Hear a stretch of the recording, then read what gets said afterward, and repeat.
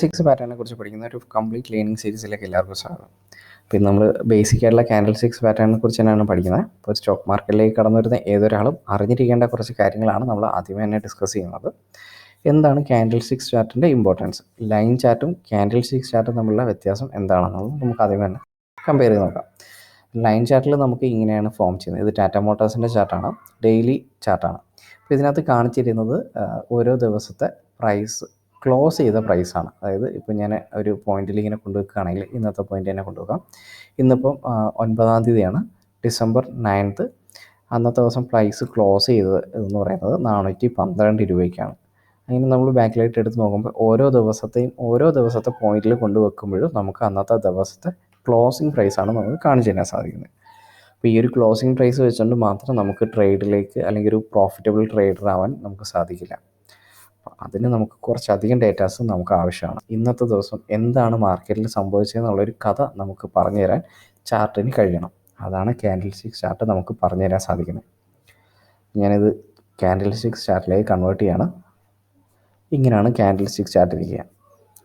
അപ്പോൾ ഇതിനകത്ത് വരുന്നതെന്ന് പറഞ്ഞാൽ ഒരു ക്യാൻഡിൽ റെപ്രസെൻ്റ് ചെയ്തിരിക്കുന്നതിനകത്ത് ഓപ്പൺ, ഹൈ, ലോ, ക്ലോസ്, അങ്ങനെ 4 കാര്യങ്ങൾ നമുക്ക് ഇതിനകത്ത് പറഞ്ഞു തരും. അത് പ്രൈസ് എവിടെ ഓപ്പൺ ചെയ്തു, എവിടെ ക്ലോസ് ചെയ്തു, എവിടെ വരെ ഹൈ ക്രിയേറ്റ് ചെയ്തു, അങ്ങനെ എവിടെ വരെ ലോ ക്രിയേറ്റ് ചെയ്തു.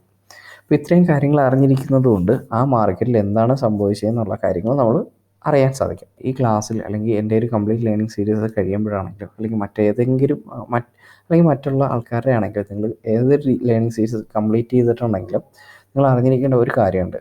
സ്റ്റോക്ക് മാർക്കറ്റിൽ എത്രയൊക്കെ നിങ്ങൾ പഠിച്ചിട്ടുണ്ടെങ്കിലും എത്രയൊക്കെ കാര്യങ്ങൾ നിങ്ങൾ അറിഞ്ഞിരുന്നാലും ഈ ഒരു ക്യാൻഡിൽ സ്റ്റിക്ക് ചാർട്ട് പറഞ്ഞു തരുന്ന കാര്യങ്ങൾ നിങ്ങൾ കൃത്യമായിട്ട് റീഡ് ചെയ്തില്ലെങ്കിൽ നിങ്ങൾക്ക് പ്രോഫിറ്റ് കറക്റ്റ് സമയത്ത് ബുക്ക് ചെയ്യാൻ സാധിക്കില്ല. പ്രോഫിറ്റ് മാത്രമല്ല, ലോസിനെയും പ്രോഫിറ്റിനെയും കറക്റ്റ് സമയത്ത് ബുക്ക് ചെയ്യുമ്പോഴാണ് നമ്മൾ ഒരു പ്രോഫിറ്റബിൾ ട്രേഡിൽ മന്ത് എൻഡിൽ എക്സിറ്റ് ചെയ്യാൻ സാധിക്കണം. അപ്പം അധികം വൈകിക്കുന്നില്ല, ചാർട്ടിലേക്ക് പോകും.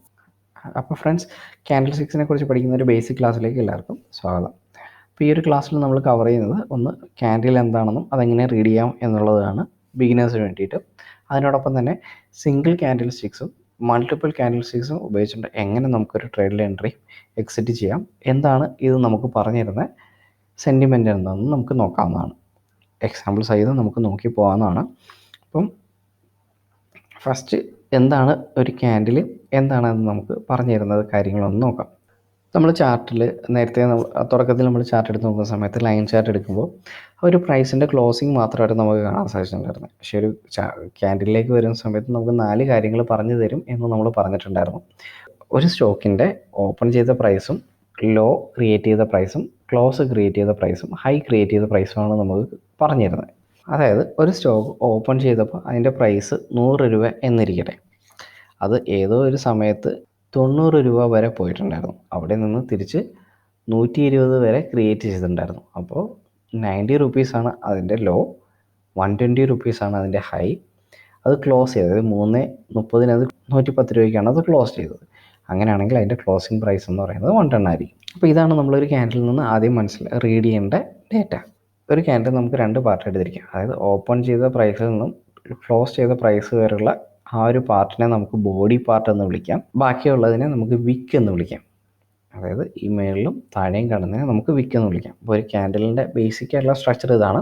പക്ഷേ ഇങ്ങനെയും അല്ലാതെയും ക്യാൻഡിലുകൾ വരും. അതിന് അതിൻ്റേതായ സെൻറ്റിമെൻറ്റ്സ് ഉണ്ട്. പക്ഷെ നമുക്കൊരു ബേസിക് ആയിട്ടുള്ളൊരു ക്യാൻഡിലിനകത്ത് ഇത്രയധികം ഡേറ്റാസ് നമുക്ക് ഉണ്ടാവാറുണ്ട്. അല്ലാതെ വരുന്ന ക്യാൻഡിലുകൾക്ക് അതിന് അതിൻ്റേതായ സെൻറ്റിമെൻറ്റ്സ് ഉണ്ട്. അതാണ് ക്യാൻഡിൽ 6 പാറ്റേണിൽ നമ്മൾ പഠിക്കുന്നത്. അപ്പോൾ നമ്മൾ ചാർട്ട് ഓപ്പൺ ചെയ്ത സമയത്ത് 2 ടൈപ്പ് ക്യാൻഡിലുകൾ നമ്മൾ കാണാൻ സാധിച്ചിട്ടുണ്ടായിരുന്നു അല്ലേ.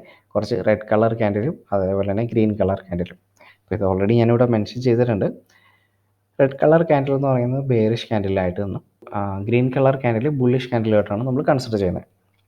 അപ്പോൾ ഇത് രണ്ടിലുള്ള സെൻറ്റിമെൻറ്റ് എന്താണെന്ന് വെച്ച് കഴിഞ്ഞാൽ, ഒരു സ്റ്റോക്ക് ഓപ്പൺ ചെയ്തതിനെങ്കിൽ കുറഞ്ഞ വിലയിലാണത് ക്ലോസ് ചെയ്തതെങ്കിൽ അതിനെ ബെയറിഷ് ക്യാൻഡിലെന്നും, ഒരു സ്റ്റോക്ക് ഓപ്പൺ ചെയ്ത പ്രൈസിൽ നിന്നും കൂടിയ വിലയ്ക്കാണ് അത് ക്ലോസ് ചെയ്തതെങ്കിൽ അതിനെ ബുള്ളിഷ് ക്യാൻഡിൽ എന്നാണ് നമ്മൾ കൺസിഡർ ചെയ്യുന്നത്.